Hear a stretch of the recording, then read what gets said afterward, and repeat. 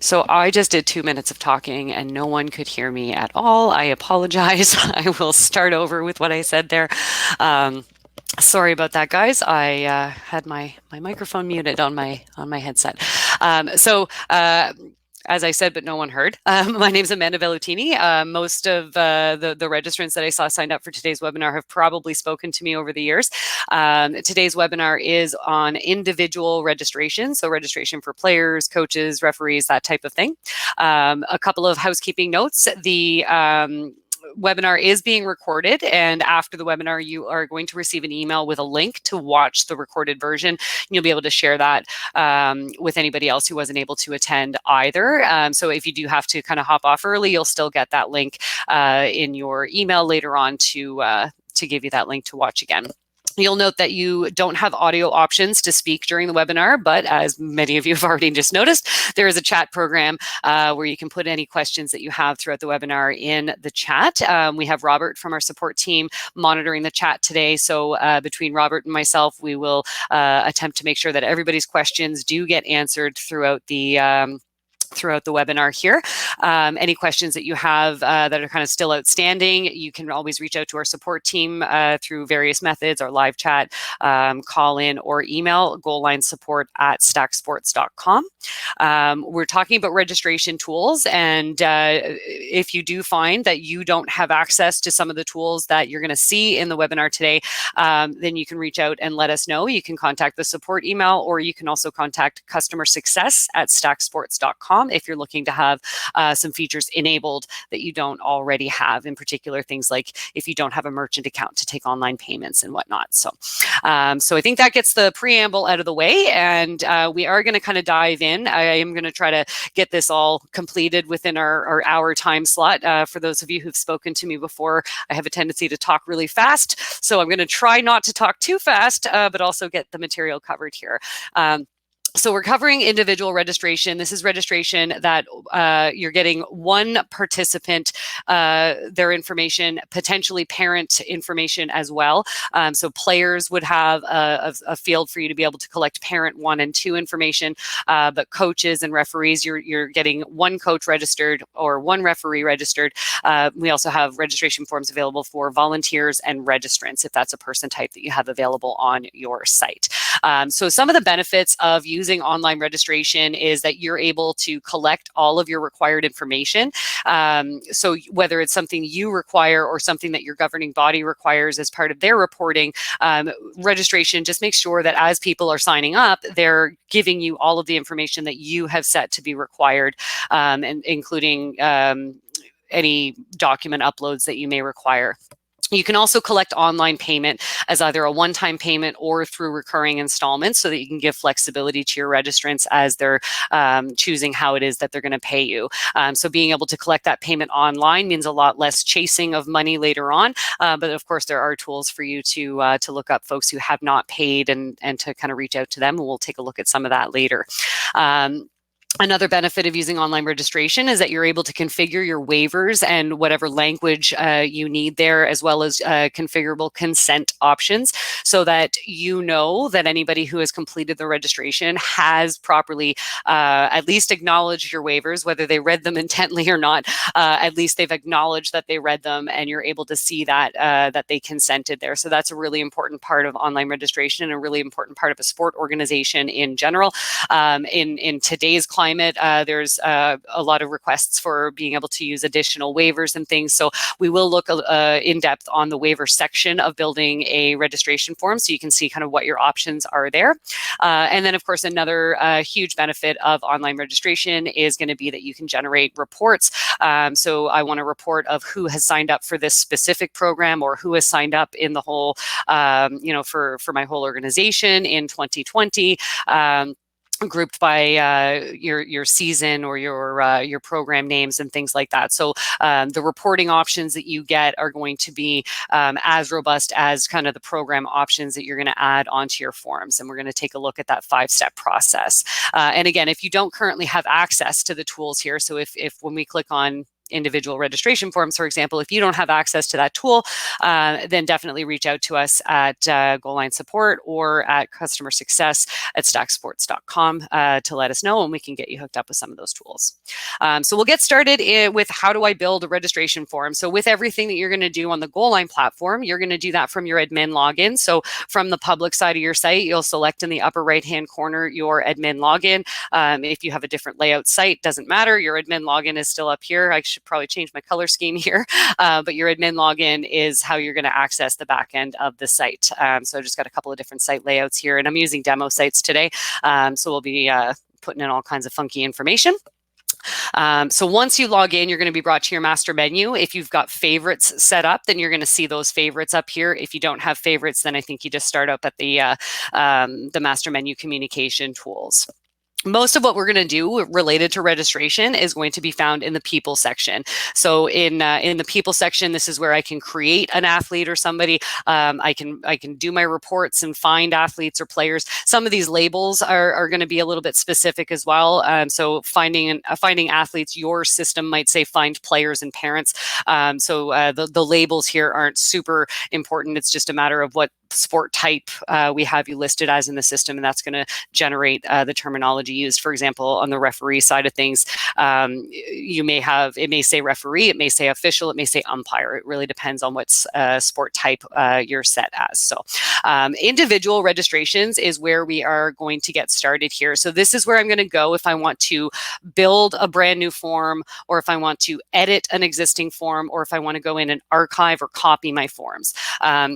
I have a bunch that are archived, and as you can see, I'm Goal Line only right now, and that's why I can see these. And just a quick note on this is that if you ever did archive a form, it drops it out of your list, and if you contact the support team, we're able to restore an archived form. So for example, if you accidentally archived one of these forms, we are able to restore that and restore the information. We'll talk about reporting, but don't worry about archived forms. When it comes to reporting, you can still report on that data. It's just the form is not there anymore. So to create a brand new form, you're going to go to where you have this new form name text field, and it's going to ask you what type of form it's going to be. So what person type is going to register on this specific form. So if it's an athlete or a player, you're going to select that. If it's a coach, if it's an official or referee, volunteer or registrant, you're going to select that. You may or may not see club registration.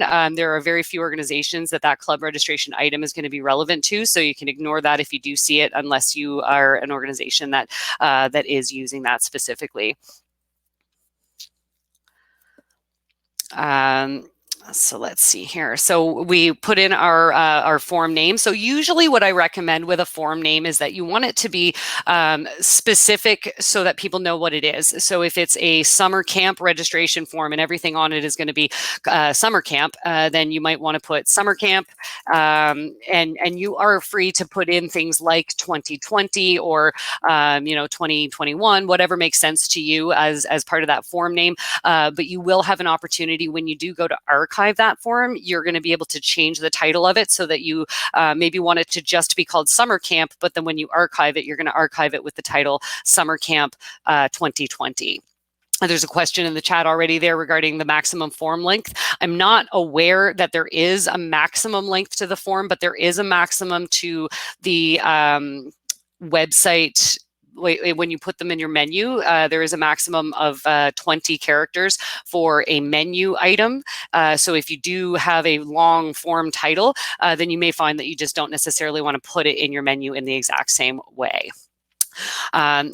If you already have forms, so obviously creating a brand new form, it's as easy as this. So we can create our summer camp form. We're going to say it's for athletes, and then we click the button to create the form, and I want to create that.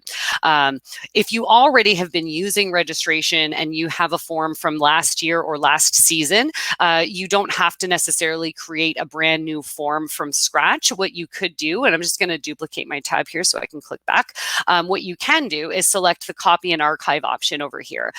So whether you already have forms or not, if you already have a form and you want to create a new copy of that form, you can absolutely do that. So copying and archiving the form gives you a couple of options. The options are going to be that I just want to make a copy of it, and that's all it's going to do. And when I select this option here, it gives me an option to say, what's my new form name? So if this was the 2019 form, I could rename it to be my 2020 form, or if I'm getting ready for 21, I can rename this here to be my 21 form, remove the word copy, and then it's going to create an exact copy of the 2020 player registration form.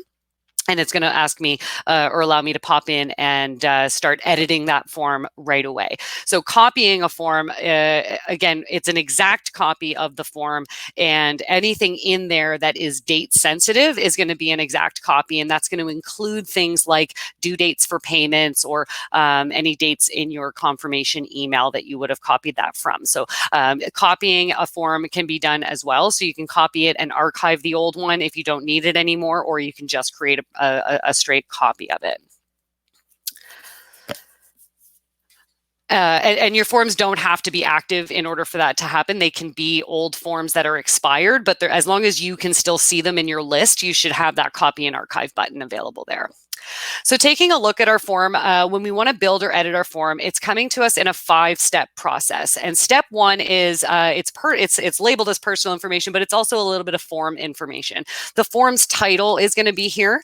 The form's title is if I do say that I want it to be placed in my menu, it's going to use this title here for it to be placed in my menu. If I say yes to this display form in the main menu, this setting also relies on standard menu settings, which is found in the communication tools section, so that you can tell the system when it comes to registration forms being published in your menu, where do you want them to be placed? Just like any other menu item in Goalline, you would use either site configuration or standard menu settings to select the placement of any of the menu items there. So your title goes here. If no one's registered yet, you are able to change the person type. So if you accidentally left it as athlete, but really it's supposed to be coaches, you do have that opportunity to make that change here, as long as no one has registered yet on the form. As soon as someone registered, some things do get locked into place, so you can't make any changes to that anymore. And if you did make that mistake, you could easily just copy it or create a new form. So the person type is very important here. And then there's a setting as well that says this is a membership form. Almost always, you're going to keep this answer as no. There are some organizations using the Goalline platform that do have memberships, which, so if you're an organization that is using membership purchases, part of a Goalline network, and you've got payment splitting happening with membership purchases, then you would have a form on your site that is going to be, yes, this is a membership form. But the forms that the folks on the public side are going to use are never, ever membership forms. And then that follows right into the next setting that we see here. If it's not a membership form by itself, where are we pulling membership requirements from? So only those organizations who are part of a membership organization network using Goalline are going to use those two settings together. So you don't have to say yes to this being a membership form. Memberships are something very specific on the Goalline platform, again, that initiate a payment split between you and potentially your governing body, for example. So if this is just a form that people are going to go to register directly on this form, it is not a membership form. It's just a regular registration form. The registration closing date is also fairly important here. So you want to make sure your registration closing date is appropriate for when you don't want to take registrations anymore. So the closing date is going to want to be the day after you want that form to be closed. So if I want it to be available on July 7th, 2021, I want to set the closing date to July 8th because I need to make sure that it is available on the 7th. So if you have a deadline for registration that's say July 31st, then you're going to want to put your closing date as August 1st. The closing time is going to be in Atlantic Standard Time. So that's the GMT -4 for those who aren't familiar with the Atlantic time zone, but it is in the Atlantic time zone. So basically at midnight at the end of that day on July 31st in Atlantic time is when that form would close if your closing date is set as August 1st. Again, displaying this form in the main menu is just a yes or no here. There are other ways. Lots of people like different ways to get their forms in their menus. So some people like to have the links just on a web page, in which case you don't necessarily need to say that, yeah, I wanted my menu. It's going to have its own link, its own unique URL, so that if you wanted to create a link to it from anywhere else, you're able to do that. A really important setting on Goalline is this one here about enable, require, or restrict returning registrants from the Goalline database. This is a question that's super, super important. And generally, the yes answer is going to be the best answer. It's almost always going to be what you want to choose, because we start restricting people one way or the other. So if I have this set to required, what this means is only people who already exist in my player database are going to be able to register against this form.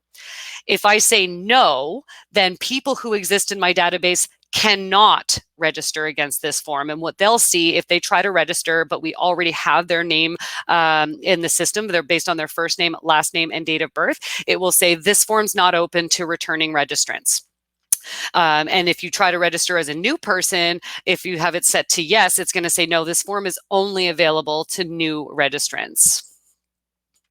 And this can be changed. So if you have made a mistake, if you have it set to no, and then suddenly people are saying, hey, I can't register and I was with you last year, then you can easily come in here, you'll edit the form and just change this. And again, yes is generally the best answer to go with if you allow both new and returning participants to register. So you'll want to say yes there. Note that if your form is published, and we'll talk about the publishing steps, but if the form is published and you come in here and you make a change and then you scroll to the bottom and save that change, your form will immediately become unpublished, and then you'll just have to click the publish button again. So as soon as you start making changes and save a change to a registration form that's already published, it becomes unpublished automatically so that people can't complete the form while you're in there making changes. The enable collapsing person section in step 1 is absolutely a total preference. I prefer the no option here, but it's a personal preference. And we'll take a look at what that looks like on the public side. Essentially what it does is if I say that, yeah, I want the person sections to be collapsible, it's going to ask first for the player information, and then there's going to be a parent information section, but I would have to click a plus button to open up that parent information. The reason I like to say no to that is generally it tends to hide potentially required fields, and people might not notice that they had to put in parent information.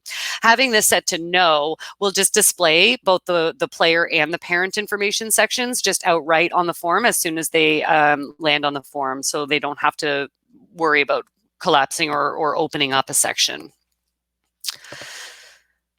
Priority registration is an option that you can use as well. And there's a couple of different ways to use priority registration, and you don't have to use multiple. You can use just one option if that makes sense to you. So the options here are that if you registered in a specific event, you can register as of whatever date. So if we say if you registered in this our summer camp form last year, or player registration form or something, then you can start registering as of July 8th. If you didn't register there, but I want to give you permission, I can give you this priority registration code so that you can enter this code. So anybody who has registered at this date or has registered for this or has this code is going to be able to register as of July 8th. But the general public can't register, say, until July 17th. And then on July 17th, whether I have this code or not, it's going to allow me to register because it'll be just a general open for that registration. You don't have to put a general open at all, which means you can keep your form behind entirely priority registration options. So it doesn't necessarily have to open to the regular public at all. The other option is to have a tiered approach to this, where if you registered for this, then you can register on the 8th. If you've registered with us ever before, you can register on the 10th, and then the general public can come in and register on the 24th. So this is a great way to just give priority to those participants who have participated in your programs in the past, whether it's because they registered or because you gave them the code that you can just type in whatever kind of text you want for that code to be. Then we get into the person information that we're going to collect. So I am using the example of athlete here, but just note that if my person type was coach, then we would be looking at coach information and so on. So the information that's collected here, at minimum, you absolutely must collect first name, last name, and date of birth. I always recommend that you consider email address to be required. And in fact, some organizations, and I know there are a couple on this that are attending the webinar today, that will also have email address as a requirement similar to this, where you can't remove those or make them optional. First name, last name, and date of birth are required because those are the three fields that we use to identify duplicates. So we want to make sure that based on first name, last name, and date of birth, that we're associating you with your participant profile that's already in the system rather than creating a new version of you each time. So those are the three factors that are absolutely required there. Email address is required for most or for some, and I always recommend that you consider it to be required because that is the primary method of communication that the system's going to use. If we don't have an email address, then we can't send them an email confirmation. They won't receive their access code. You can't communicate with them further after the registration has occurred and that type of thing. So definitely recommend collecting email address as well.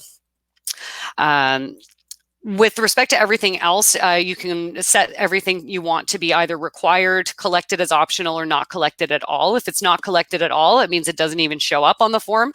They don't have to provide it, but you can set these things to be required. Here we have this Multisport Canada number. So that just happens to be the label used in my organization, but yours would very likely be whatever sport type you are and whatever country you are number. So if you're a hockey organization in Canada, it would be Hockey Canada number. If you're a soccer organization in the US, it would be USA Soccer number and that type of thing. So that this label here, it is a standard item, but it's dynamic based on your sport and location. And you can ask for that to be collected as required or optional as well. Position is going to be dependent on the sport type that you are. So if you are multi-sport, you would have to collect the sport information in order to allow us to collect position information. But if you are a single sport like volleyball or soccer or whatever, then the positions would be listed appropriately and you can have them provide that. So other information that's collected is with phone numbers, there is an option to have text messaging enabled. And so if you have text messaging enabled, you can ask which phone number is it that should be associated with the text messages so that when you're sending an email or text announcement, you know which phone number that text message is going to be going to. Region is another one that has different labels depending on what your association has chosen. Not everyone uses the region functionality, but this could be labeled as region, association, district, zone, or club.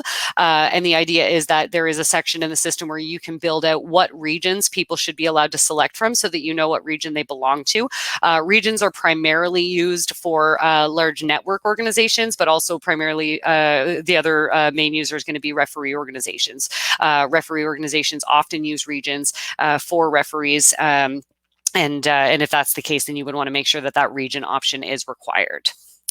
If the questions you want to ask are not already in this standard information section, then you can ask your own extra questions. And so you can type in whatever question it is you want. There could be other, like all kinds of questions you might need to ask. So do you have any allergies? And I have different options for how I want that question to be answered. If I ask for radio buttons, I would give it my options. So my options are yes, I have allergies, or no, I don't have any allergies. And I can set this question to be required as well. So if I say that it's not required, then people don't have to answer it. If I say that it is required, then you have to provide an answer to that question.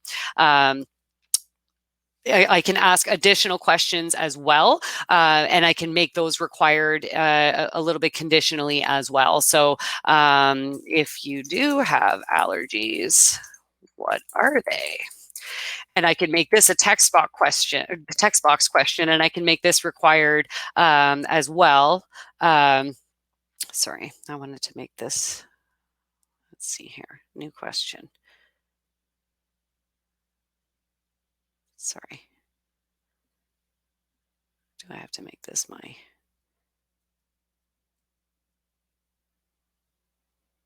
sorry. trying to make this, I think my order is off. Trying to make it so that I can demonstrate the question that says that if you said yes to this, that you have to answer this following question here, but I'm having a hard time getting that to show up for me. So if I say yes, I'm just going to go down and save this and see if that gives me that option, because we should be seeing that conditional option. And just while I'm saving that, I see there's a question in the chat regarding priority registration. If you can give different codes to different people. Unfortunately, no, it is just a single code at a time. So it's this code. So if I want anybody to register with it, I would say you go use this code, but then that code is going to be used by everyone who's going to be using that option.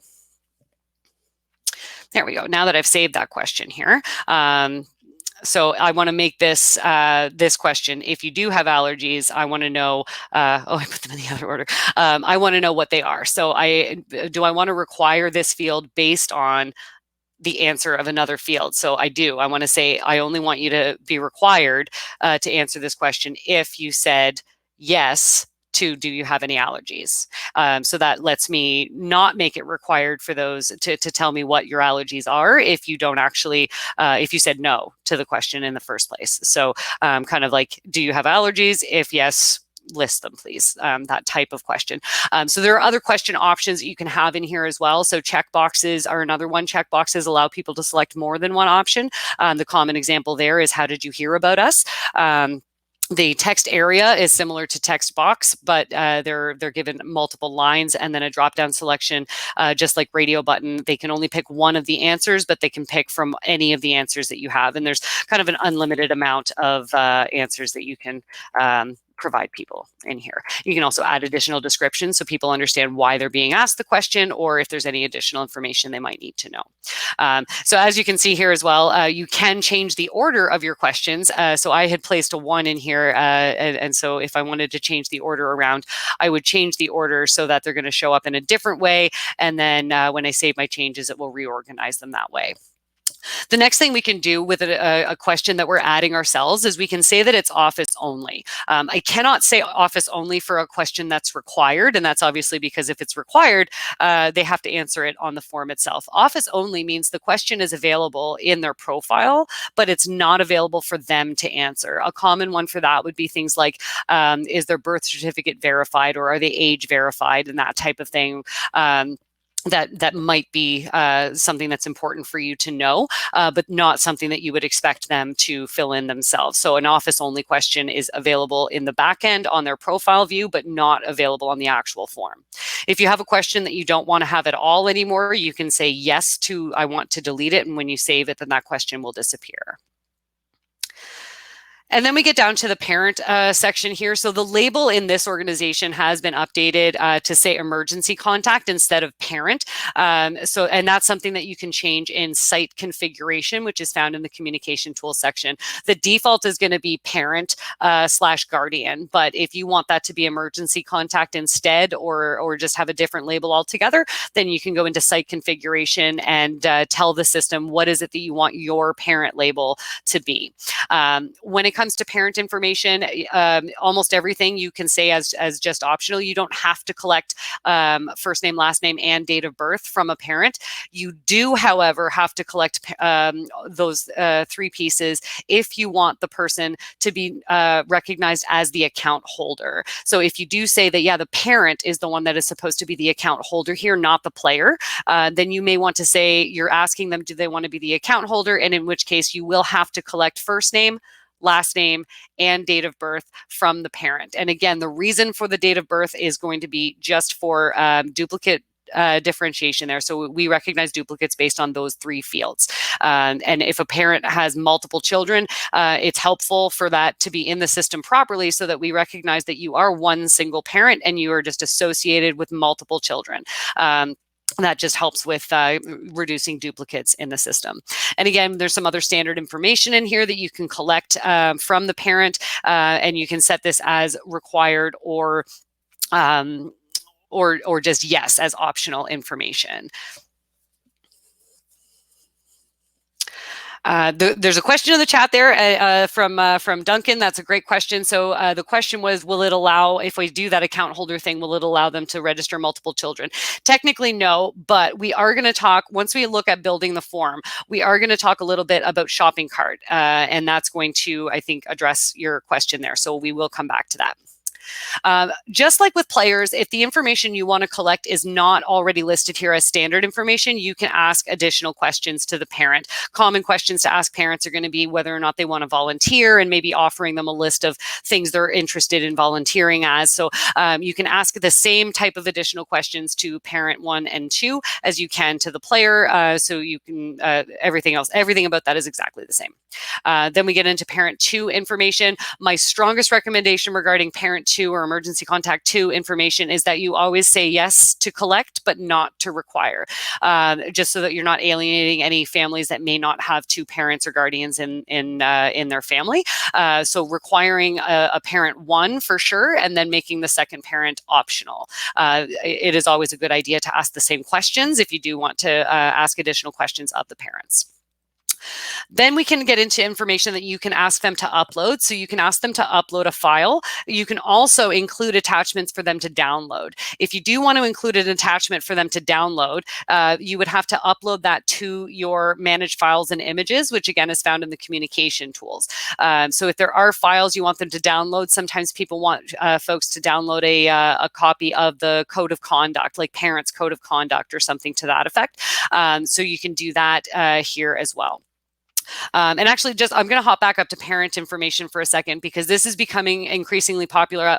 Not just popular, I think there's some legislation around it for something called Rowan's Law here in Canada regarding concussion awareness, I believe. And so if you do have some Rowan's Law terminology that you want placed, I believe the requirement is that that information is acknowledged before they get through to the rest of the registration process. So if you do have a Rowan's Law acknowledgement, you can go ahead and add that information in as a question that is required. And my recommendation is that it is a radio button option where your only option is yes. So understanding the Rowan's Law stuff. So the only option that they'll be able to select is yes. And if they really don't want to agree to it, then they're not going to be able to proceed to the registration. So I wanted to bring that up really quick there. Sorry about that. You can also ask for them to upload documents for you. So if you require them to upload a copy of something, maybe a copy of a birth certificate or whatever it is that you need them to do, then you can say yes, they're going to be allowed to upload a file, and then you can put in the title of whatever that file should be, and then do they upload 1, 2, or 3 files? So up to 3 files for that. So you can include that, and you can also make this required that they absolutely have to upload a file for you. Once you've made all your changes on step 1, you're going to go ahead and save that personal information, and then you'll move on to step 2. Step 2 on an individual form is going to be one of your most important sections. This is where people actually select their programs. So this form, what do we call it? Summer camps. So we'll call this summer camp 4 weeks, and we'll add our payment type. So now that I've added my payment type in here, I can add a couple more if I know I'm going to offer like a 2-week option. And we'll add that as well. So right now, these are just program types that I've added, but they don't have anything in them yet. So what I'll do is I'll click edit. When I go to edit this, I have some additional information that I can configure. The age restriction and the gender is really, really common to use here. So the age range, they have to be born between the following dates. And if they do have to be of a specific gender, you can select that it should be only females born between such and such. And then as people are registering, if they put in when they put in their gender and date of birth, the system's going to know whether or not they're eligible for this program. Do note that in order to restrict the gender to male or female, you do have to require gender on step 1 so that we know that we'll have that information, and you wouldn't be able to publish your form without that being the case, because it knows that it wouldn't be able to properly restrict folks. Then we get into maximum number of players. So in a summer camp, for example, there is definitely going to be limited capacity, really limited nowadays, but there's going to be limited capacity. So if we can only accept 20 registrations, then I want to make sure that my maximum is 20, and then it's not going to allow anybody to register after that 20. I can choose to hide that from the registration form itself too, so that people don't know what the maximum is. They'll know if it's full, but they won't know how many it allowed to register. You're also able to collect a wait list if that maximum is reached, and those waitlist invitations can be sent out to folks later. So the summer camp, 4 weeks. So I've got 4 weeks, July to August or something, whatever it is I want to show up as that payment detail line, and then I'm going to put in whatever the cost of that is. If I do charge taxes, I can put my tax information in here. We provide 2 tax boxes so that if you do have a combination of a GST and a PST, or whatever you have, you can put in both of those tax rates in here. If you have a blended tax or harmonized tax like I do here in Nova Scotia, you can put your entire tax amount there, but whatever your taxes are would be applied to the amount that you're placing in here. So the total will end up being $105 if you're charging 5% tax. The GL code here is a great code for your accountant or your treasurer. The general ledger code lets you just put a code associated. So I'll just grab this one here. So whatever accounting code is appropriate for this program, when you go to review your transaction reports, it's going to show you that information, and you can export your transaction report. And if you have an external accounting program, then that general ledger code will hopefully easily allow you to upload those transactions into your accounting software. If you do have a due date associated with your payment, then you can put that due date in here. If people are paying online and that's their only option, the due date's not super relevant. But if you do allow offline payments where they're going to pay by cash or check later, then you can put in a due date. The due date will automatically trigger a payment reminder, an upcoming payment notification 7 days before the payment is due. And then if they do miss the payment, then they'll receive automatically a missed payment notification.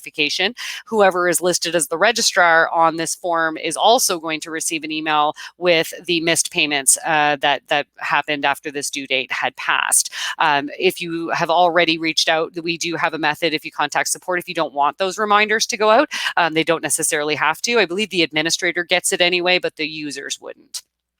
The order option here only applies if there are installments, and our support team configures installments for you. So if you do have installment payments, so if you wanted them to say you pay $100 now, but then you're going to pay $150 every month for the next couple of months, we can configure those installments for you. You just reach out with the details to the support team, and we'll get that configured on the form for you. So once you've got your details set up in here, you'll select to save your changes, confirm that you do want to make that change, and then continue and add additional 2-week programs here. So if I edit this one here, so we've got 2 weeks of camp, and we'll make that $50, and less kids can go to that one. So now we've got our maximums and stuff in there. So we're kind of good there. But as you can see, the program breakdown is what people are going to actually sign up for. So if you're looking at hockey, for example, all the labels just recently changed. So we don't have like novice and Atom and Bantam and stuff like that anymore. But all of the age categories, generally what I would recommend is that your program breakdown for sport organizations is going to be based on the age, skill, and gender groupings for the players. And oftentimes that will drive the price to be different as well. So it often makes sense. But it's just a great way. The more you break down your programs and have more specific program options, the more robust your reporting is going to be afterwards. So if I want to know who signed up for U15 boys versus U15 girls, I want them to be 2 separate programs as opposed to just having one program for U15. And if I have a different fee for AAA versus AA, then I want to make sure that I have a different program for that. So the different things that you might need to do there. We're going to come back and talk about products in a little bit here. So I'm not going to talk about these two just right at the moment. We'll move on though, but because these are the program options that are super important here, and then we'll just move on to the policies, and we'll come back to products in a short time here.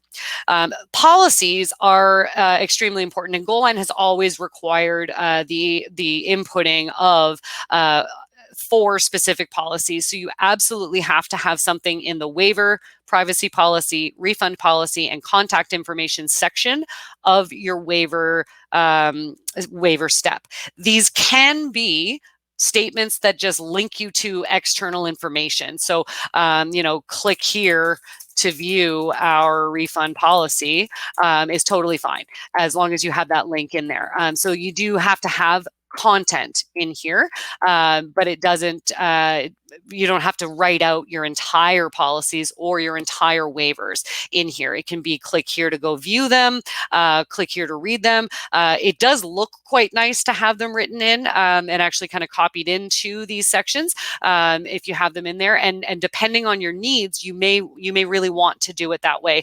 So if you have different paragraphs of your waiver information, you might want different you might want people to be consenting specifically, and you can do that by using the consent macro that's available here. So if I want you to consent to paragraph 1, I consent to this paragraph. So you can do that, and then you can also you can repeat that throughout. So that will place a consent checkbox with I consent to this paragraph, or that whatever you want to write in there for each of those paragraphs. So with waivers, that's often a way people like to do that. People want each paragraph of the waiver to be individually consented to. So that's an option that you have throughout there. You do have to place content in here, so content has to go here, and then your refund policy, as well as contact information. So contact information being the physical address of your organization. And these are required for a lot of compliance purposes, because you're collecting private information and you're collecting payment. This is both yours and Goalline's way of making sure that we're all compliant with those requirements. There's a question in the chat there. Can you put Rowan's Law information in here? I don't want to speak to that on a legal basis, but what I can say is, if it's okay, and I would definitely clear this through your sport governing body, if it's okay for that to be placed on the 3rd step of the registration process, then that's absolutely fine. So you can put your Rowan's Law language, and then again the consent option for this. So you can do that here, but I don't want to tell you one way or the other, because I'm not really sure what the legal requirement is from the perspective of you as an organization. So it is possible for that to be placed in here, whether it's reiterated or not from the 1st step of the form. That's entirely up to you. I would double check with your governing body on whether or not that's okay throughout the flow of the registration, because at this point, when they are reviewing the waivers, they've provided their information and they've picked their program, but they have not yet consented or paid for anything. And so if that's okay to be here, then go for it. The last section we have on here is the CASL message. And for those of you who aren't in Canada, CASL is the Canadian anti-spam legislation. In Canada, it's against the law for the email opt-in button to be checked by default. So when people get to this step, not only will they have their consent to check off, but they would also be asked, do you want to opt in to receiving email from this organization? So this area is not required, but it does give you that opportunity to let people know, hey, you really should be checking this box, because we're going to communicate with you over email. The method of consent, you have a checkbox, which is pretty typical, and then your message goes in there. So click here to indicate that you've read and blah, blah, blah, whatever your legal messaging is going to be there. Then the other option is going to be name input. Name input is a little bit stronger than checkbox, and it provides you with an option that says either we're not validating this at all and you're just putting in text, or it must match the name of the athlete, or it must match the name of one of the emergency contacts. If this is a form for youth where the parent is registering the child, I would recommend using name input with must match, it would say parent 1 or parent 2 name. And the reason that's a little bit stronger is because it's not just a checkbox that people checked and went through. They actually have to physically type in their name exactly as it was put in on step 1. I know that this is also case sensitive, just so that you guys know. So name input or checkbox is your consent option there. You are able to have none as a consent option. It's strongly recommended that you provide a consent option, but you don't have to. They will still have the email opt-in message, and you can add your own custom email opt-in message here. The system is going to put one anyway, but you can put in your own. So that's the policy section, which is pretty important. And allows you to add these kind of consent options into the different paragraphs.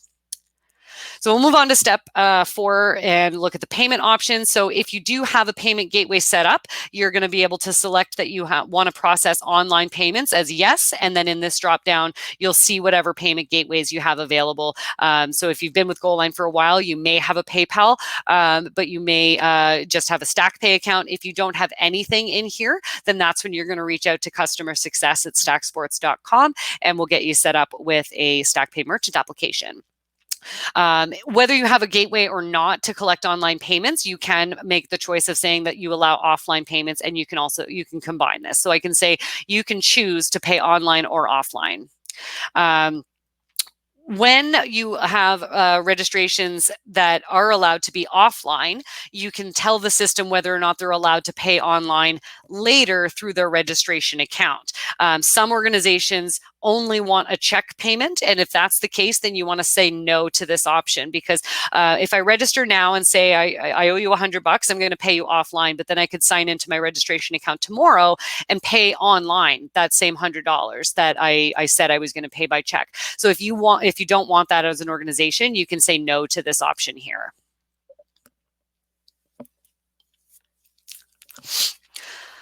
All right, so that is our payment information, and so you would save your changes here, and then we'll move on to the confirmation message. So the confirmation message is pretty straightforward. The registrar's name and email address is going to be, who does this appear to come from? And then what email address am I going to reply to if I reply to it?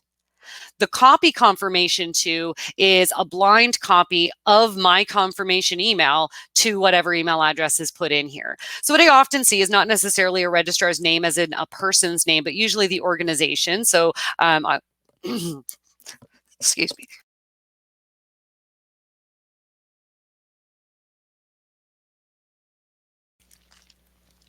Excuse me, sorry about that.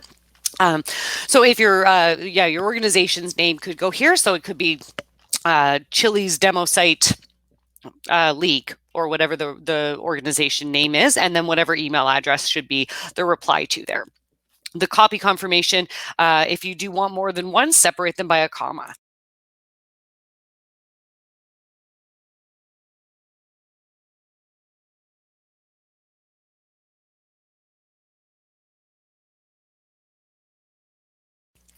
So sorry, I have a frog in my throat. You can edit the email subject. This is generally going to just take your form's name and add the word confirmation. And then the default is going to be thank you for your registration using these 2 macros. There are lots of macros that you can use here. So you can go through and say like, dear first name, and it will fill in the first name of the player. If you want it to be the parent's first name, you can say parent first name. So you can really customize this and make it quite robust. The registration data and receipt, excuse me.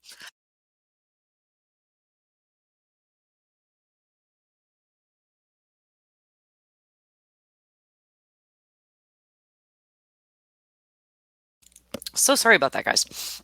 The registration data and receipt macro is going to put in every piece of information that they filled in on the form. So all of the questions that they answered, all of the information they provided will be listed, and then all of the financial information related excuse me, to their transaction will also be shown there. So if they did pay online, they would have their transaction ID. If they paid offline, it would show that the amount is due and whatever the due date might have been. I also recommend clicking to show this email on the confirmation page.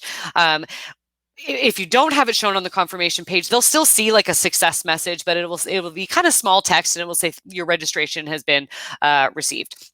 showing the email confirmation on that page will actually show them everything that's going to show up in their email right on the page. And it just looks a little bit more complete to do it that way. So I do strongly recommend that. Once you have all of your requirements set, you're going to be able to publish the form. You may want to preview the form before you've published it, though. I'm going to click publish just so we can see what's going to happen, because it popped up with all kinds of things that I can't publish this form. I've got a lot of reasons why I can't. So I didn't put in my waiver information. I didn't save my step 3, right? So I don't have any of my waiver information. I didn't put in the registrar's email or name here on this page. So yeah, I need this information. So in order to publish the form, it will go through a quick check to see, have you met all of the forms, all of the requirements to be able to publish this form. So just take a look at that list. If there's anything popping up saying you can't do it because, just take a look at that, and you'll figure out what it is that you need to go through and do. I'm going to click to preview the form here, and it's going to take us to, oh, I forgot I put that priority registration stuff on there. So we'll go back to step 1. I'm just going to remove that priority stuff so we can get a view of the form. So we'll just take out these dates. And take these. There we go. All right. Oh. Aha. So this is another one of those things that will, like, it caught the fact that I set a gender requirement on my program, but I didn't actually have gender as required. So I'm going to go back to step 1 here and make that quick correction. So it catches, the system generally will catch a lot of these things for you, so that you're not going to be in a situation where we can't, like, people wouldn't be able to register. They would end up kind of caught in a catch-22, like, this is restricted to gender, but I don't know your gender because you're not asking for gender, and so on. So all right, so now we can view this form in test mode. So whenever I preview the form, it's going to show it to me in test mode, and my URL up here has the word preview in it. Very important not to be sharing the URL when it has that preview in it. That will allow people to access the form even if it's not currently published, and so you don't necessarily want that. If you do share it around a small group of your executive as you're preparing things, no problem. But definitely not something that you want to do regularly. So the first question, because we have that very important setting of you can be a new or returning person, it's asking, are you a returning athlete? And the default here says yes. If I'm a returning athlete, I need to provide my first name, last name, date of birth, and my access code. So Goalline provides an access code to absolutely every participant in the system, as long as we have first name, last name, and date of birth. If you don't know your access code, anytime you're going to be asked for it, you'll see what's my access code. And this will allow you to enter your first name, last name, and date of birth. And we will email the access code to the email address associated with that profile. So again, another good reason to collect email address.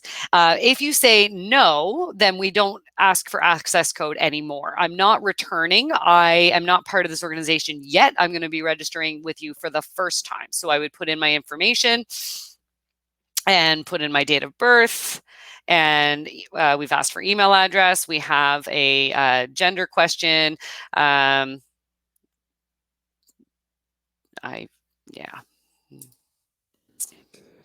And we'll save and proceed.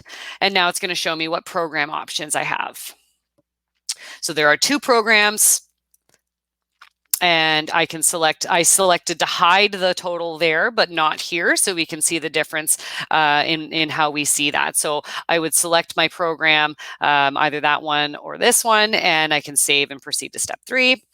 Which is where I'm going to review all of those policies, which I didn't actually save that step, so there won't be any policies in there. Yeah, that's not going to like that. So, but what that does is it allows us to take a look when we're previewing this, even if I'm not completely done configuring the form. Lets me take a look at what does step 1 look like. We don't have any parent information being collected there, so probably want to collect parent information.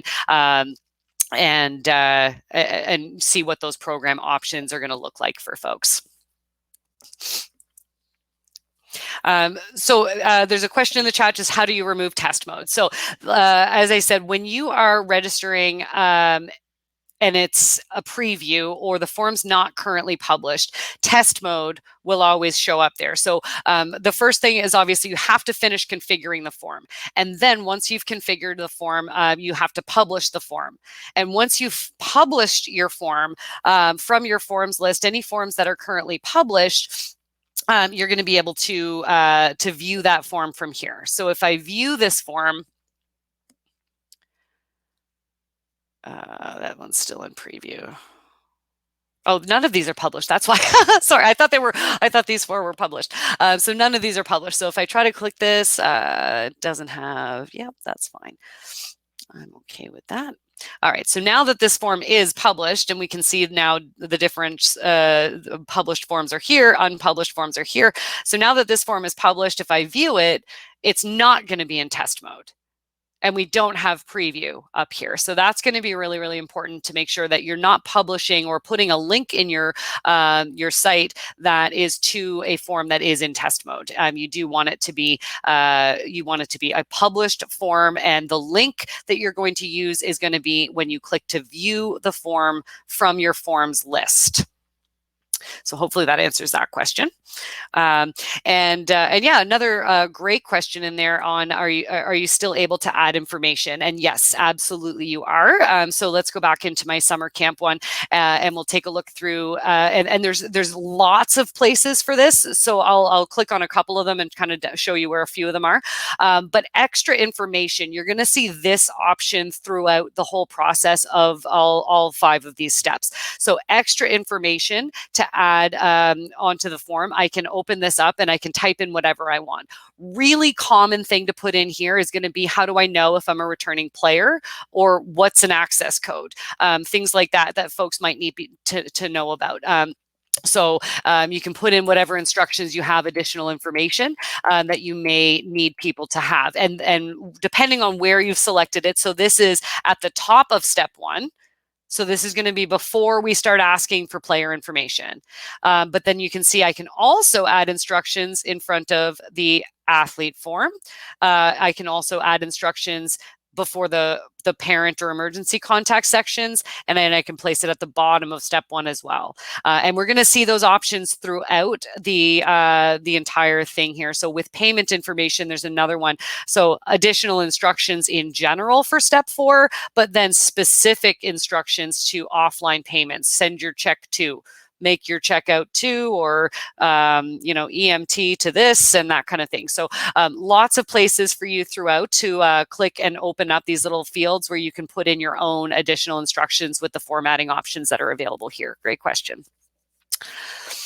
All right, so we've just taken a look at how we create and edit the form in that 5-step process. And so now I want to take a quick look at, actually, let's just go ahead and, oh no, I don't think I can register. Now we'll take a look at how do we report on this? So once people start registering, how do I report on that? So again, we'll go to the people section. The people section is where most of this is going to happen. And so I can go to find athletes because my forms are for athletes, and I can combine this with any of the criteria that's on here. But really what's important is this registration information. I select my form. And as soon as I select my form, as long as it's got registrations against it, I'm going to see it. So I'm just going to pick one of these. And then the from and to dates are pretty important on this as well. So the from and to dates will always default to the first of the current month to the current date. But the registrations that you're looking for probably occurred before that. Now, in this case, I'm just going to go back a ridiculous number of years to try to capture the data that's on this this form. But I often do this anyway, because your form cannot be available for more than a year at a time. And so if you just open it up and go to whatever the previous year was, you're probably going to catch all of the options and all of the registrations. I can also combine things with payment statuses and payment types so that I can say I only want to see people who haven't paid, or who have partially paid, or who have paid in full. But you can restrict that as much as you want. And then any of the programs that are available on that form are going to be listed here, and you'll search. And you'll get 2 things. One, we get a registration summary. So now this, unfortunately, this only had 1 program. So, but you know, if you have 12 programs, you'll have 12 12 lines here. So the U12 regular season, we had 3 registrations. Total paid to us was $555, but we still have somebody who we still have this much owed to us. So this is the registration summary. I can export this registration summary to a CSV file. If you're summer camps, that's a great option for like how many people are signed up for my, week 1, week 2, week 3. So that you're able to kind of get that information at a glance. But then it also shows me the details of who those 3 registrants actually are and what their individual payment statuses are.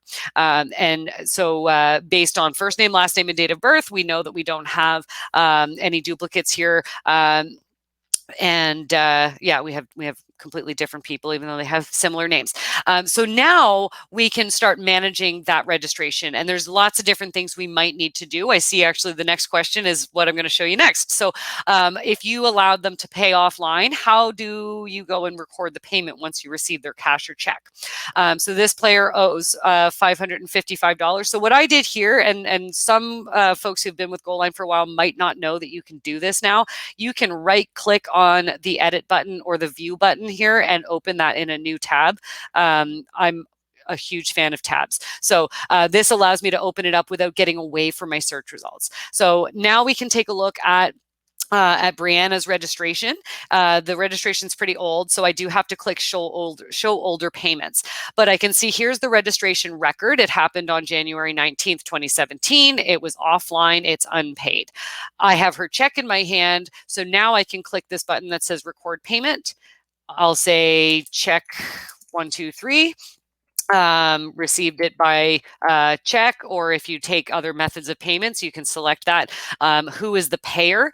So by default, it's going to be the player, but if there's parent information, you would also see the parent information, or you can say other, and you can add that information.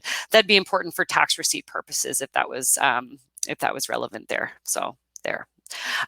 So then we can record the payment. And now that I've recorded the payment, next time I go to do that same search, it's going to recognize that it is in fact paid in full. So I could actually, we can just do that in real time here. So if I go and look at here now, now she's paid in full, and so we still have another one to record. So we've searched for our registrants based on what form and when they registered and what program they signed up for. And this could be a multiple, like there could be, 18 programs here. You see your summary, and then you can individually make some changes here. Some other things that you can do in here, especially now that we have our thing paid, we can view the receipt and we can email that out. The other thing we can do is provide a refund. So providing a refund, if this is offline, the refund is also offline. So I'm just going to click on this and show you that it tells you right here, no money is going to be transferred. Even if you have an online payment gateway, this transaction didn't go through it. And so if you're saying you're refunding, we expect that you're writing a check. We expect that you're handling that actual refund of money outside the system. What you're doing now is marking that refunded so that the system reflects it for your transaction reporting purposes. Whenever you are doing a refund, whether it's a live refund on an online payment or offline, you can do a partial refund. So if I wanted to do a partial refund, a lot of folks are doing that right now with a lot of season cancellations, not necessarily that they're canceled, but maybe postponed or late or shorter programs. So the lower cost. So we could do a partial refund and say, I'm going to give you back 150 of your dollars. And then I have 2 choices. It remains to be paid. So maybe they gave me a $150 check last week and it bounced. So I'm going to mark it refunded, but they still owe me that money. Or I'm just going to discount it from the total. So they're going to get their $150 back, but they're still going to show as paid in full. So you've got those 2 choices each and every time. The refund payment comment, you can always add to that. So if you have reasons, so a lot of the ones that I've been writing lately have been this. So because they, programs have been canceled, but it could also be notes like who actually issued the check, or if you are doing a check, we sent check 234 to whoever. So you can do lots of things when it comes to setting up those refunds. If it was paid online, the refund will process through your online payment gateway, whatever one was used at the time. If you've done a full refund because someone withdrew from your program, or even if you're not doing a refund, but somebody withdrew from your program, and when you do your registration search, you do not want that player to show up on your registration search, you can click the button that says remove registration record. Removing the registration record requires you to enter a comment. So, withdrew or program canceled or whatever it is that you need to put in there. And then you can remove that registration record altogether. If you have done that by mistake, our support team can restore it for you. Removing the registration record does not provide a refund. So if you do need to provide a refund, you need to do that first and then click the button that says remove registration record. Another thing we can do with registration, now that we've got a registration set up, we can actually add registration information to a person's profile manually. So for example, if they signed up for the wrong program or don't have access to online tools or things like that, you can go in as an administrator and select a registration that you want to sign them up for manually. So we can say she's going to sign up for summer camps. There are no products or anything. I think, oh yeah, I got a t-shirt we can offer her, sure. And then I would say, okay, she gave me a $50 payment in cash. So cash registration. And then I can email them the registration receipt if I'd like to, or just save my changes. And what that's going to do is add the program right over to that same section that we were looking at. Now, if they hadn't already paid me, I don't have to put that amount. I can say $0 and then it would just be unpaid and we'd be waiting for a payment. So you can add manual registration data to a profile as long as you've got that registration program set up the way that we've gone through to set up. So I have gone a little bit over here, and there's just, I think, one or two more things that I do want to hop in and show you guys. So when it comes to products and coupons, almost everyone by now should be set up with our new method of using products and discounts. And that's going to be found in the communication tool section, add, edit, delete products and discounts. So in order to offer a product or a coupon or discount on your registration form, you're going to create the product or discount here first. So using the hats example, so, I want to sell a hat. I want the hat to be $10. If people are going to get one, I want it to just be one. I want them to pick it by using a checkbox. Or I can say I want them to pick it by using a number input. So I could buy 6 hats at a time if I wanted to. You can add limits per family and limits per registration to products so that they can only buy one, or you can buy only 3 hats at a time. You're only allowed to buy 3 hats per registration, or maybe you're allowed to buy 12 hats per family. So you can do things like that. Also add in your tax and general ledger information, just like we saw on the programs.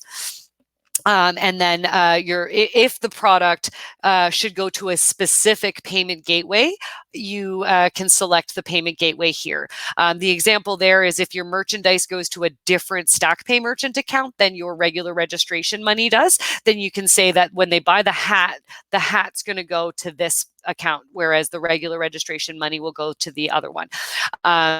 So that's an option here. Somebody had asked, is this a good place to use an early bird registration? Absolutely. So there's different ways that this can be used. So right now we have the question up here, is this a discount? Where is that? There it is. Is this a discount? So as soon as I check this, it's going to change a little bit about what I can do here. So let's call it discount now.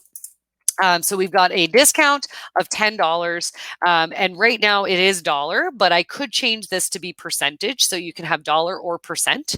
And then if you are using a coupon code, so I'll explain the difference between a discount and a coupon code. And when it comes to early bird, it's sometimes both. Generally, I recommend it to be both. So when the early bird discount applies, leave it as a regular discount and don't put in a coupon code.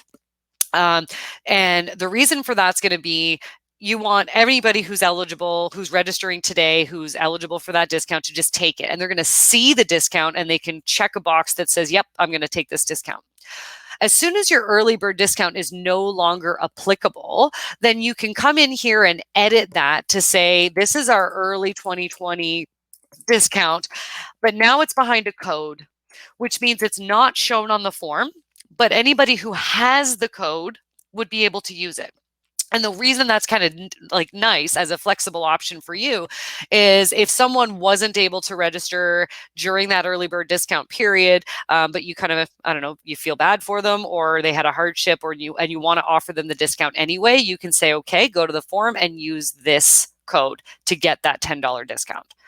So that's how you can create your coupons and discounts and products. I'm going to go back to the product thing for a second because I want to talk a little bit about attributes, because some people might not be familiar with this just yet. So you can add attributes to your products, and hats and t-shirts are great examples where there's sizes and potentially color options. So what color do I want this to be? And I want it to be it's either going to be red or purple. And so I'm going to have the choice between a red or a purple hat or t-shirt. I can add another attribute for size. So if I want an option for, small, maybe medium, and large. So they would have the option now. They're going to have a color choice and a size choice, but they're only getting one product. So for anybody who's not familiar with this attribute option, you may have had to add a ton of products before to represent, or add questions to your form to ask what size a jersey do you wear, and then when they pick the jersey, you have to put 2 and 2 together. Whereas this way, you're getting the information that they ordered a red shirt in size medium. So you get that information a little bit easier. So once you've created products, you're able to then go ahead and add them to your registration forms when you're editing things there. And you can always edit this. If I want to edit this, I changed it and called it discount. Let's go back and call it hat. If I'm editing a product or discount, I can save my change by updating it, or I can save it as new. So if you have a product and you have several that are similar, you can edit, make the small change, and then save it as a new thing, as opposed to having to start from scratch each and every time. The last question I see over there in the chat is about admin fees. So Goalline does not support admin fees or service fees or anything like that. So if you did want to add fees, generally what we recommend and what I've recommended for years is that you just build up your program fees to account for whatever service fee it is that you want covered. It is possible, once we have a product, it is possible to make products mandatory, but it's not mandatory based on their payment method. It's going to be mandatory based on what program they've selected. So I'm going to go in and just edit this form for a second now that I have a product to select. And we'll go into, and I'm going to try to finish this up in just 2 more minutes here. So when I go to step 2, which is programs and products, I have my products here, and I click add or remove products. So when I do this, I thought I just created one, or maybe I set it as still a discount. Let's see here. Yeah, okay. I saved my hat as a discount instead. But this is how you do that. So you add or remove, and it will list for you everything that's available. And so I'm selecting that now, and then I'll add that as a discount option. So that's going to be that $10 early bird discount option. Oh, that must be because I put in my code. So late fees are very similar to early bird discounts. The difference is going to be in how I recommend you configure them. So I'm just going to go in and add that really, really quick here. So late fee is, we'll say $30, and just go with that. So, so now that I've done that, we'll go back and get back into my form again. So should have left my tab open there. Is this where I was adding that? I think so.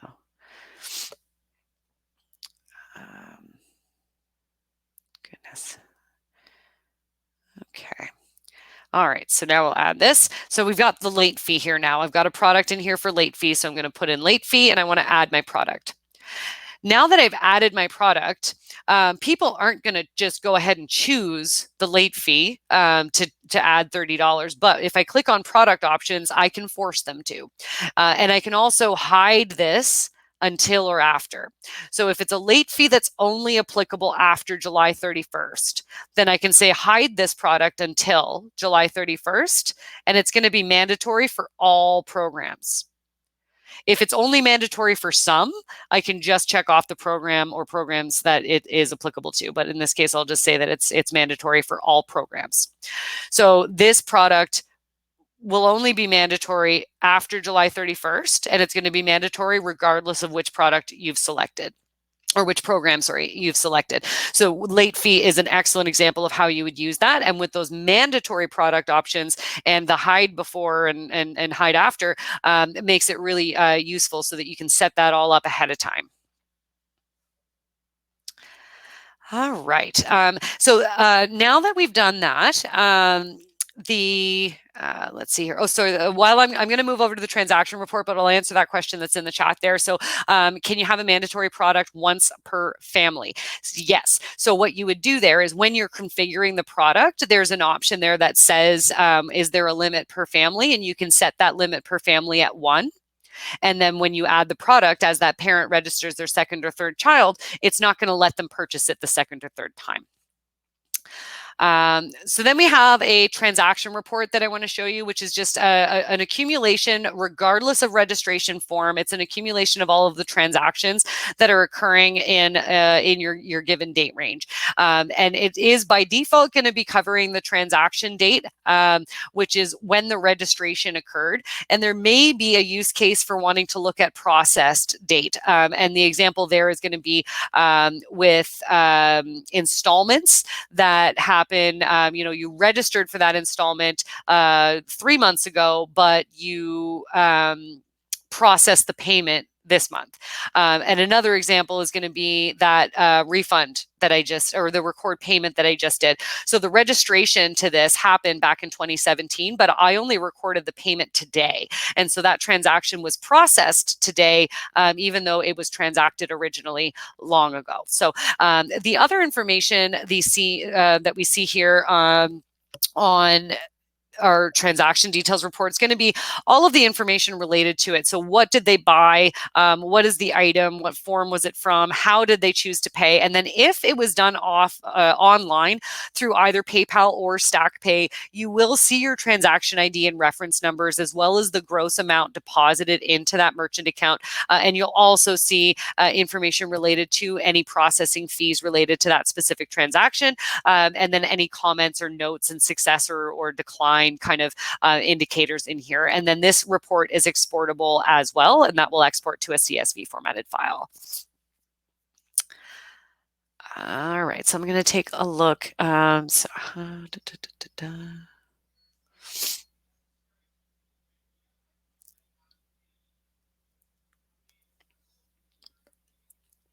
not, so we have a question in there about checkbox answers on page 1. So if that's referring to like the checkbox style questions on a registration form. So let me just pop in and yeah, we'll go to this one.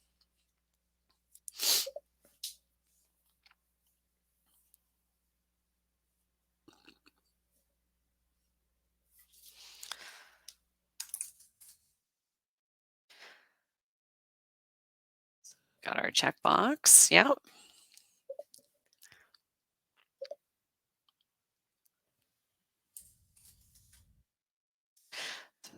A couple options in here. I caps locked myself. All right, I'm going to save that. While I'm taking a look at this, there's another question about installments. So yes, installments, you can have an initial deposit that is different. And then but then the subsequent installments do have to be equal to each other. So I can have initial deposit be, say, $50, and then 4 or 5 equal payments of $100. But I can't have like installment 1 is 50, installment 2 is 75, installment 3 is something different, and so on. So hopefully that answers that. So let me see here. Any additional products or discounts are only applicable to the initial deposit if there is an installment set up. So Ted, I'm not sure if I am getting, let me add a different one. So new question. So you're saying that I should set this as a checkbox, but then not give any options. Okay. I can't imagine that that would work. I wouldn't expect that to work because a checkbox has to have options available. So I wouldn't recommend that. So yeah, because it just doesn't really apply in the way you would have to give it an option. So if you're trying to use that as sort of like a consent, kind of like what we were looking at with consent options, using Rowan's Law as an example where I see that a lot here. I would put in, whatever it is that they're actually answering. So is it, I do consent to this, or something like that? I would put in that there's at least one option that and make it required for them to do that. Usually, if that's the case, it's generally a radio button that I would see as you only want to give them one option and you want to make it required, so they have to say yes before they can continue. I usually recommend using radio button for that.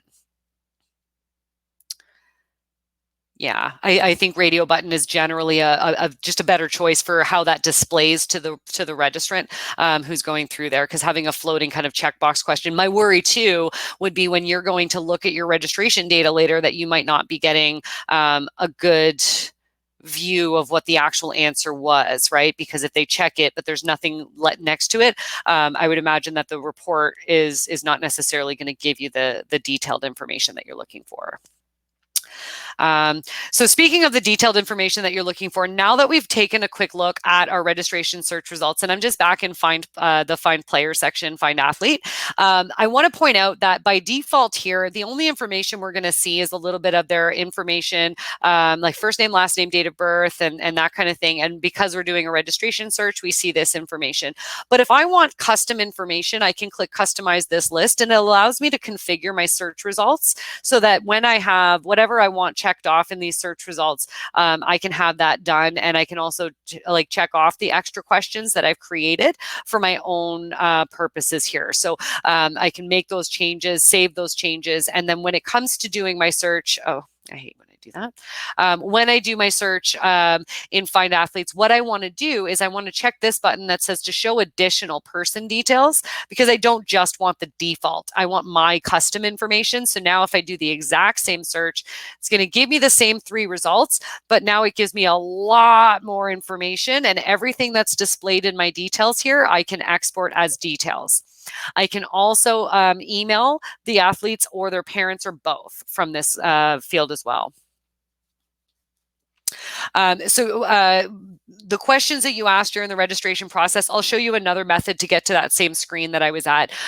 So in the people section, and this is going to be available for every person type. So we have edit athlete info displayed, edit coach info displayed. We're going to have the same thing for officials as well. So when I edit athlete info displayed, my athlete search column is what's important here. And all of these fields, if I check off that show additional person details, it's going to show me this. I can choose the parent or emergency contact 1 and 2 data as well. Then I can see my extra fields. And the extra fields are going to be grouped by the registration form. One thing that is a little bit tricky is that from year to year, you're going to have, maybe you have it checked off from this registration form here from a long time ago, but that's not relevant information anymore. So every now and then you're going to want to deselect information that's not relevant and then come up and say, now we're into the 2021 and the summer camps. So I want to see these pieces instead of the other information that I was seeing. So the extra field questions are going to be grouped by the registration form that they were part of, so that you can choose to have them shown in your search results when you're in here, and we can see all of that information in here. All right. Yeah, we just talked briefly about how I can email from here. And then what the other things that I can do once I have a player in the system is obviously I can assign them to teams if I've got my teams set up. We looked a little bit earlier on how I can do refunds, and I unfortunately didn't talk much at all about shopping cart, and I do feel bad about that because that's I did want to dive into that a little bit more today. So Goalline does have shopping cart functionality. Our support team's got a lot of great information. You can also check out some information in our help menu on shopping cart. It does have to be enabled for each individual organization. That's not how you spell shopping. I should know that. There we go. We don't have that in here yet. Okay. It's in our knowledge base. So we have some information about that because essentially, if you already use Goalline, using shopping cart will have an impact on your registrants the very first time they go to register once you enable shopping cart, because that access code is something that they do have to use when they're creating their new shopping cart account, but they only ever have to use it sort of that one last time. And then as soon as they're set up with that, then they don't have to use it. And they're going to use their email address and a regular old password that they create themselves, sort of modernizing a little bit of the Goalline registration experience. When you're using shopping cart, if that's enabled, people will be able to select more than one program at a time if you allow them to. And I could register, like my first child, I can register them, add that to cart, go back, register my second child, add that to cart, register myself as a referee, add that to cart, and then check out and make one single payment for all of those registrations. So this is information, like shopping cart is available now on Goalline. We went ahead and did not go and just apply it to everybody because of that implication. It is quite important that you're able to sort of prepare your members for the change that they'll see for that first time when they come in. But feel free to reach out to support or reach out to me directly at that customer success at Stack Sports email address so that we can talk about shopping cart and kind of get you a plan so that you can communicate to your members if you do want to get that enabled. Can it be done through manage my account? If you mean enabling shopping cart, no, but it is done. It sort of replaces it. So actually, I have shopping cart set up on my demo site over here. So if I go to the site that I was using for my for the demo today, and I were to click on kind of any registration, I don't know if I've got registration forms published here. But when we go to those registration forms here, like I'm not asking, it's going to ask me for first name, last name, date of birth, and access code to let me access my registration account here. When shopping cart is enabled and I want to go to that same registration account, it's going to ask me, I'm going to be signing in to my account. Let's see here. Let's try this one. There. So as soon as I try to do anything related to registration, when shopping cart's enabled, it's going to say, okay, log in, which is great. So I can log in, or if I don't have an account yet, I would create one. I think that's a valid username and password. There. So now I'm logged into my registration account. The form I'm trying to access is still closed, but when I log into my registration account, I can view that, and then it looks very similar. Like it looks pretty much the same as what you're used to seeing, and there could be multiple profiles available. So I've got like my husband and children in here as well, and if I have an additional person in my family I need to add, I would click to add that existing profile. Excuse me. Sorry. With shopping cart, so the main difference is that I can add things to cart. So I do have, oh, that's not what I wanted to do as my shopping cart. Yeah, I don't have anything in my cart right now.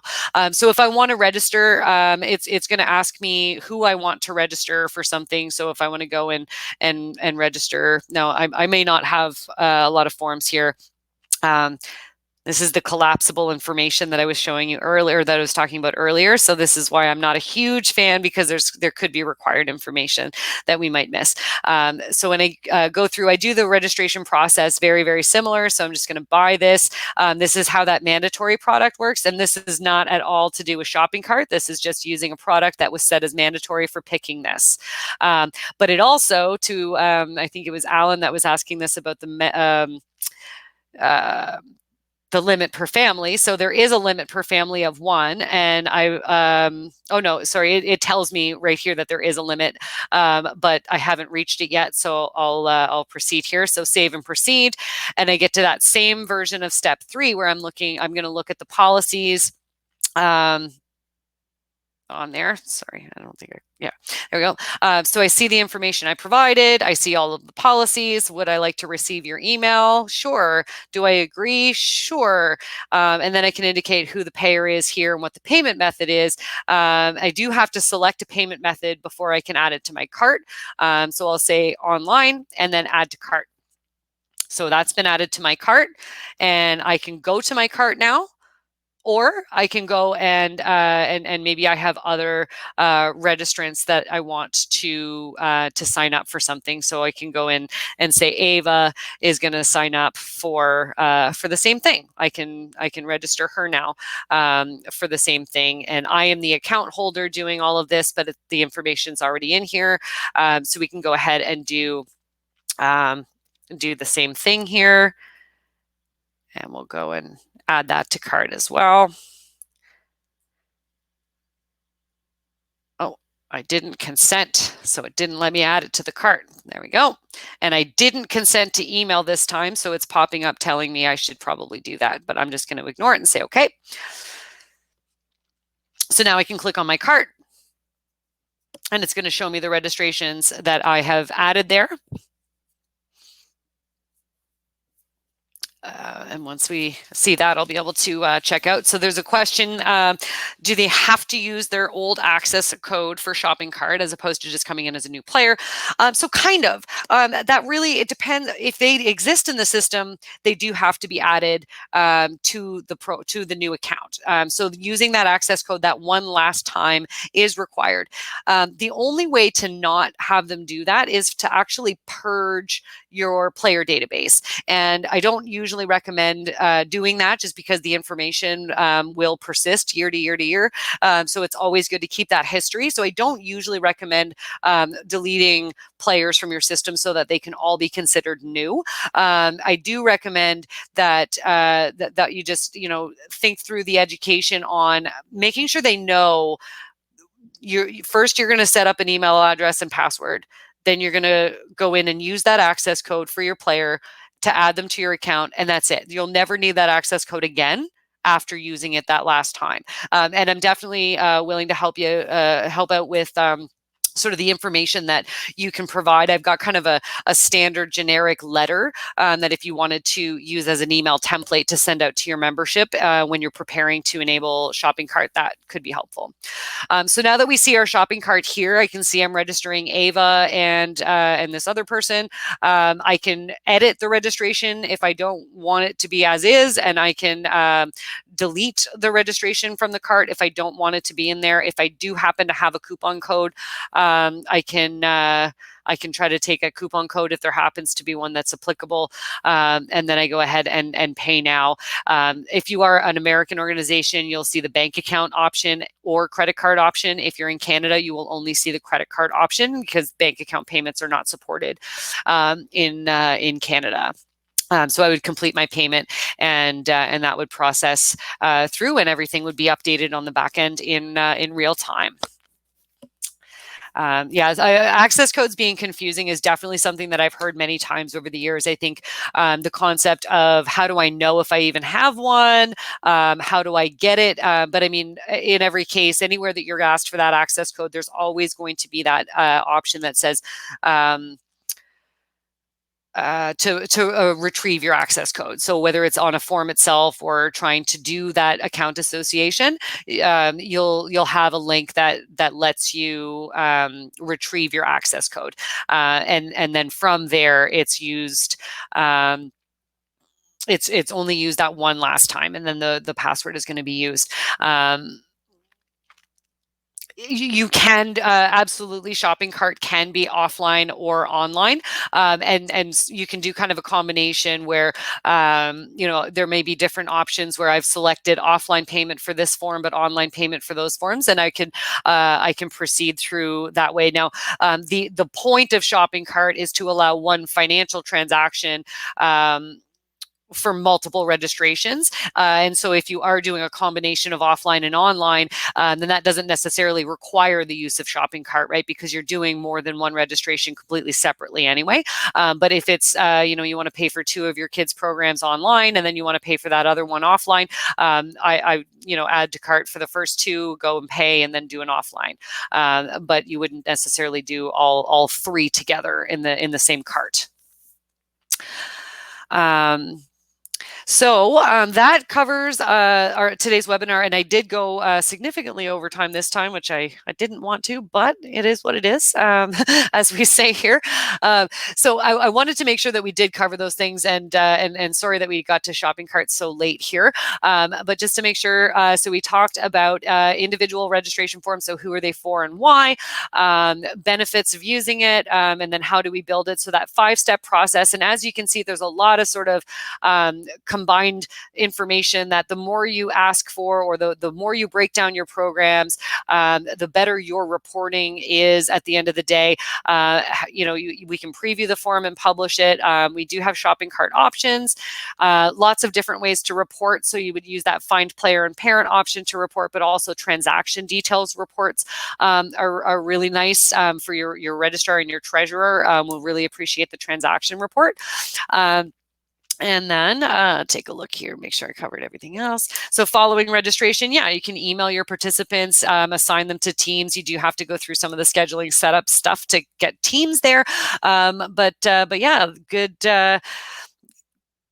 good luck getting going there. And as I said at the very beginning, if you weren't here at the very beginning, there are you'll be emailed automatically a recorded version of today's webinar, and we're going to probably be sending out some information regarding the next upcoming webinar, which is going to touch on scheduling, and I believe we'll start with scheduling and setting up scheduling type requirements, and then I'm not sure if we'll also cover scoring in that one, or if that will be in a separate one. But lots of webinars coming up, so keep an eye on your email for invitations to those.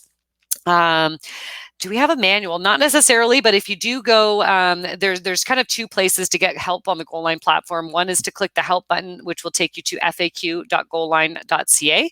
And then the other is to go to our knowledge base, which is not the easiest of URLs to share with you, but if you can see that here, so stacksportsportal.force.com/customer support, and then you would select Goalline as your product. So unfortunately, that's not the easiest URL to remember, but there's lots of information in here. So in addition to some previously recorded webinars that are quite old now, there are lots of individual articles on all kinds of different items, and lots of short 3 to 5 minute tutorial videos on lots of different items as well. So not necessarily one large manual to print out, but definitely a lot of searchable information. And if there's anything in particular you're looking for, if you can't find it, reach out to support, and between them and myself, we'll make sure that that gets published. So that does it for me, folks. You'll get an email with a recorded version of this, and hopefully we'll see you in our next webinar. Thanks so much. Have a great day, guys.